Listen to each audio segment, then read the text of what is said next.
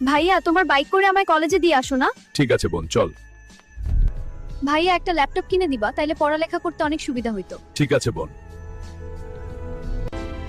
এই প্রথম আমার ছোট বোন আমার কাছে কিছু চাইছে, তারে যেমনে হোক দিতে হবে।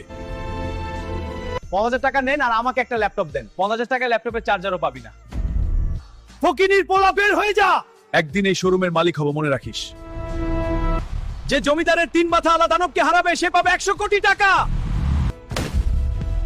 আমি লড়বো আমার বোনের জন্য। আজ্ঞা তোমায়। জয়। এখানে এমন কোন মায়ের কাছে 3 মাস আলার সাথে।